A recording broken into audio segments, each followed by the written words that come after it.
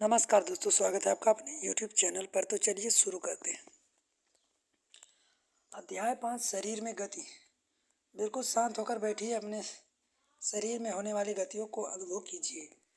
आज आप समय समय पर अपनी पलकें झपकाते होंगे, श्वसन लेते होंगे। अपने शरीर में होने वाली गतियों का परीक्षण कीजिए। अपने शरीर में स्वतः ही अपनी गतियों का निरंतर होती रहती हैं। जब आप अपनी नोटबुक में लिखते हैं तब आपके शरीर का कौन सा भाग गति करता है। जब आप मुड़कर अपने मित्र को देखते हैं तब शरीर का कौन सा भाग गति करता है।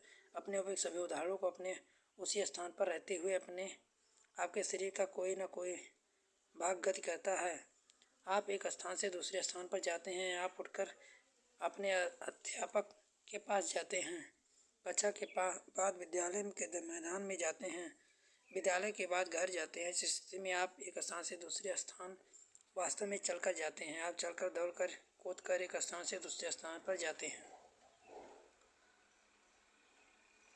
साड़ी 5.1 जंतु एक स्थान से दूसरे स्थान तक कैसे गमन करते हैं। जंतु एक स्थान से दूसरे स्थान तक किस प्रकार गमन करते हैं। चलना, टहलना, दौड़ना, उछलना, छलांग मारना, रेंगना, तैरना इत्यादि जंतुओं के एक स्थान से दूसरे स्थान तक जाने के कुछ ढंग हैं। जंतुओं के एक स्थान से दूसरे स्थान तक जाने के तरीके की इतनी अधिक विविधता है क्यों? क्या कारण है? अनेक जंतु चलते हुए जबकि सांप रेंगते हुए, मछली तैरती हैं। मानव शरीर, इसकी गतियाँ। जंतुओं की विधि गतियों पर ध्यान देने से पूर्व आइए अपने शरीर की कुछ गतियों को ध्यान देते हैं। क्या आपने विद्यालय में शारीरिक व्यायाम में अपने समय आनंद आता है? विद्यालय में शारीरिक व्यायाम करते समय आपके हाथ पैर किस प्रकार गति करते हैं? आइए, हमारा शरीर जिन गतियों को करने योग्य है, हम उनके लिए कुछ शारीरिक गतियों को करने का प्रयास करते हैं। साड़ी 5.2 हमारे शरीर में गतियाँ।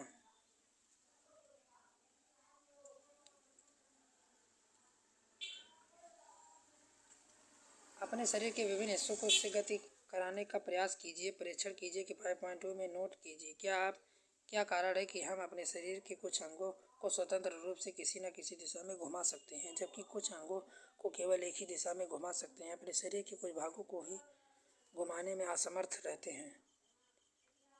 क्रियाकलाप 1।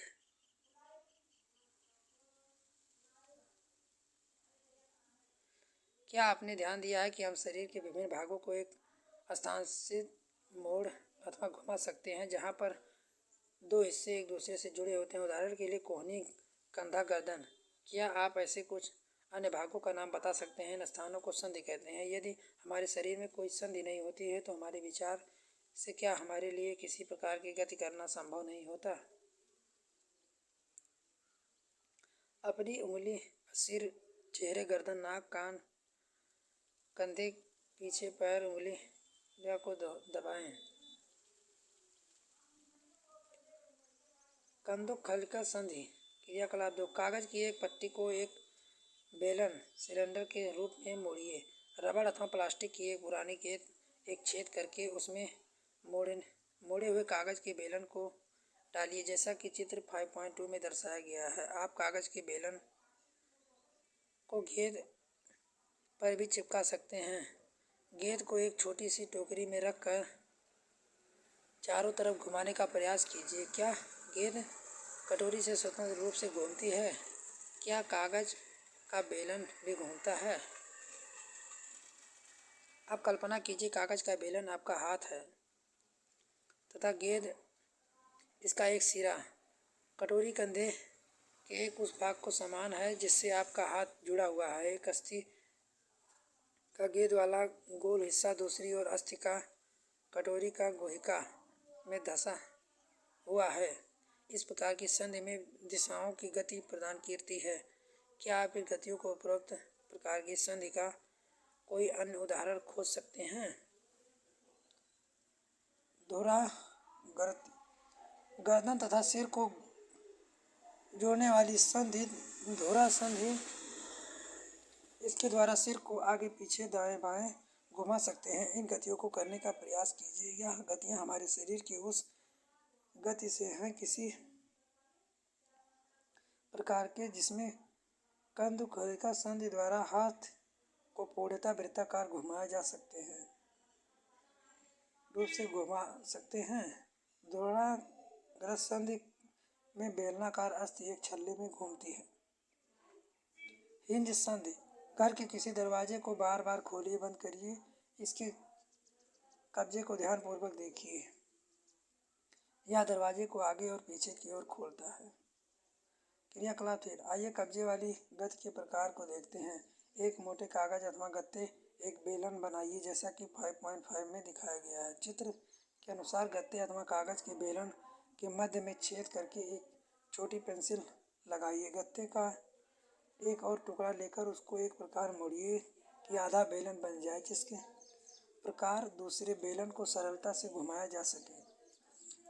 आधे बेलन का पर रखा पूर्ण बेलन कब्जे की भांति है। पेंसिल लगे बेलन को चलाने का प्रयास कीजिए।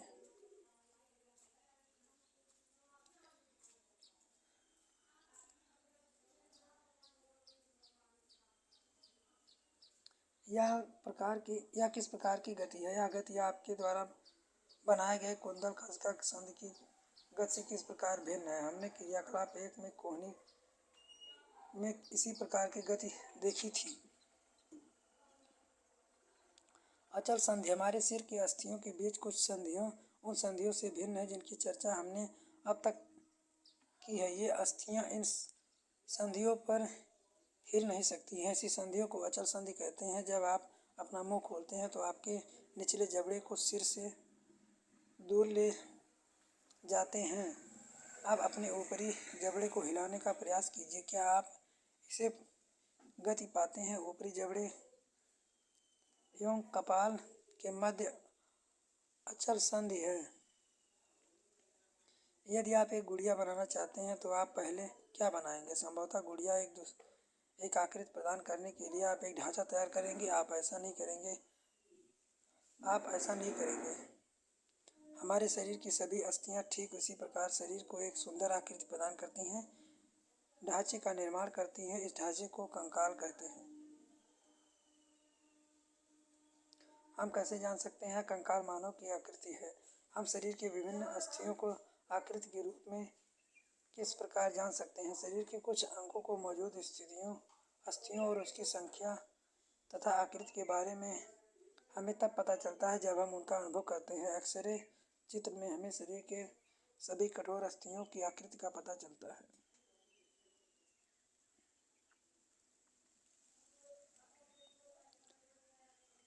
अपनी उंगली को मोड़िए। क्या आप प्रत्येक संधि स्थल पर मोड़ सकते हैं? आपकी मध्यता में कितनी अस्थियां हैं? अपनी हथेली में पिछले भाग का स्पर्श करके अनुभव कीजिए। क्या आप अनेक अस्थियां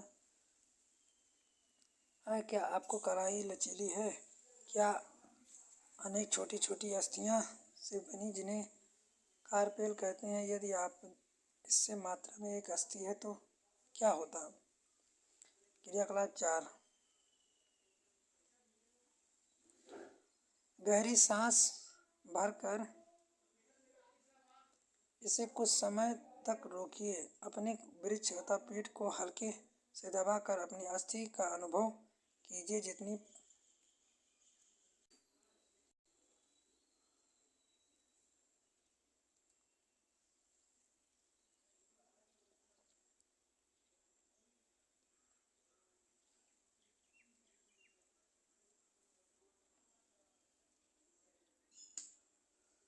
पसली पिंजर, मेरुदंड, कंधे की अस्थियां, श्रोणि अस्थियां, मानव खोपड़ी। आपकी खोपड़ी अनेक अस्थियों के एक दूसरे के जुड़ने से बनी है। यह हमारे शरीर के अति महत्वपूर्ण अंग मस्तिष्क को प्रसिद्ध करने परिबद्ध करके उसकी सुरक्षा करती हैं। हमें अपने कंकाल की बहुत सी अस्थियों की संधि के बारे में चर्चा की। कंकाल के कुछ अतिरिक्त अंग हैं जो हड्डियां जितनी कठोर नहीं हैं, जिन्हें मोड़ा जा सकता है। उपास्थि कहते हैं।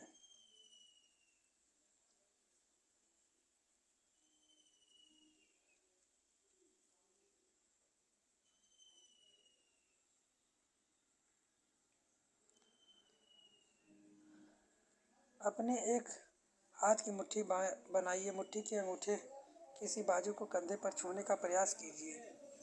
क्या आप अपनी ऊपरी भुजा की परिवर्तन अनुभव करते हैं? दूसरे हाथ से इसे छूकर देखिए। क्या आपको कोई उभरा हुआ दिखाई देता है? इसे पेशी कहते हैं। संकुचित होने के कारण पेशी उभर जाती है। अब आप अपने हाथ को पुनः सामान्य स्थिति में लाइए। पेशियाँ क्या हैं? संकुचित अवस्था क्या है? चलते भागते समय आप अपने पैर की पेशियों को इस प्रकार संकुचन देख सकते हैं।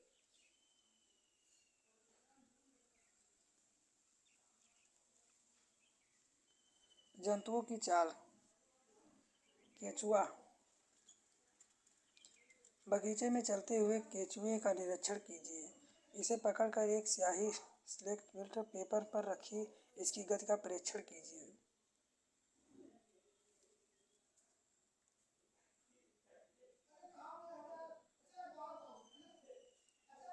केंचुआ वास्तव में अपने रास्ते में आने वाली मिट्टी को खाता है। उसका शरीर अनपचे पदार्थ को बाहर निकाल देता है। केंचुआ द्वारा किया गया यह कार्य मिट्टी को उपज बनाता है, पौधे को फायदा देता है। घेगा। किसी बगीचे में एक घेगे का अवलोकन कीजिए। अपने उसकी पीठ पर गोल संरचना देखिए।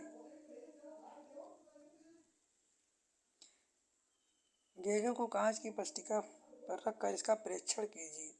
जब आप इसका चलना प्रारंभ करें तो सावधानी से कांच की पट्टिका को अपने हाथों से अपने सिर से ऊंचा उठाकर कांच के नीचे की ओर से इसके चलने की ढंग का परीक्षण कीजिए।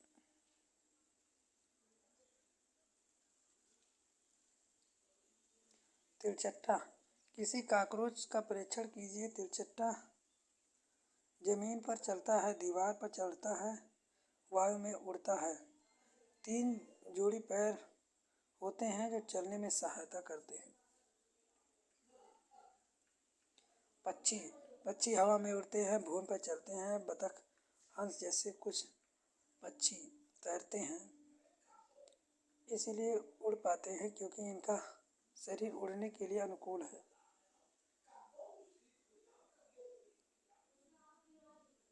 पक्षी का कंकाल। मछली। कागज का एक नाव बनाकर उसी पानी पर एक प्रकार से रखिए। उसका नुकीला भाग आगे की ओर रखें। धीरे धक्का दें। क्या जल पर आगे की ओर तेजी से बढ़ा?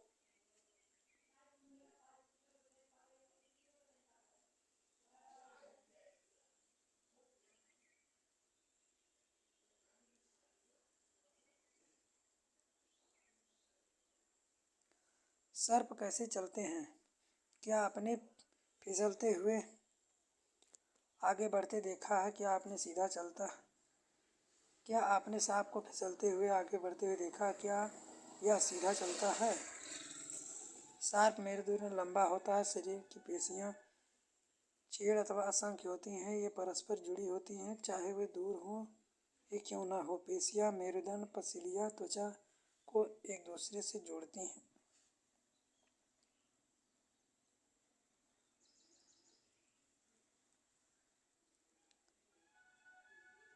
प्रमुख शब्द। मेरुदंड, कंकुलिक संधि, शोक उपस्थिति, गुहिका, अचल संधि, जंतुओं की चाल, हिजक संधि, पेशी, कंकाल, श्रेणी, अनुग्रह, पंजरी, कंधे की अस्थियां, कंकाल, धरा रेखीय। सारांश। अभ्यास।